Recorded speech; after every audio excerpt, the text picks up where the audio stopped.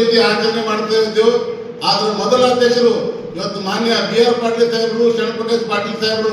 ಮತ್ತು ಪಕ್ಷಾತೀತವಾಗಿ ಎಲ್ಲಾ ಮುಖಂಡರು ಸೇರಿ MI ಪಾಟೀಲ್ ಅವರು ಹೋದ ವರ್ಷ ಅಧ್ಯಕ್ಷರು ಮಾಡಿದ್ರು. ತರುವಂತ ಕೆಲಸ ಆಗಿದ್ದು ಆ ನಿಟ್ಟಿನಲ್ಲಿ ಇವತ್ತು ಶರಣಬಸಪ್ಪ ದರ್ಶನಾಪುರ ಅವರು ಆಗಿರ್ಬೋದು, BG ಪಾಟೀಲ್ ಅವರು ಆಗಿರ್ಬೋದು, ಅಮರನಾಥ್ ಪಾಟೀಲ್ ಅವರು ಆಗಿರ್ಬೋದು, ನಮೋಶಿ ಅವರು ಆಗಿರ್ಬೋದು ಮತ್ತು ವಿವಿಧ ಸಂಘಟನೆಗಳ ಎಲ್ಲ ಪ್ರಮುಖರು ಇವತ್ತು ಶರಣಬಸವ ಸಂಸ್ಥಾನ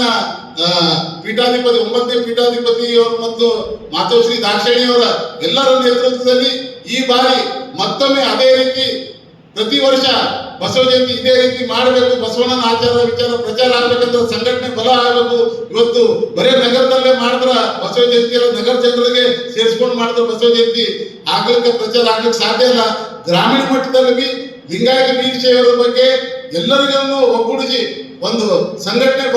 ಬಲ ಮಾಡೋ ಮುಖಾಂತರ ಬಸವಣ್ಣನ ಆಚಾರ ವಿಚಾರ ಪ್ರಚಾರ ಮಾಡಬೇಕಂತ ಇವತ್ತು ನಮ್ಮ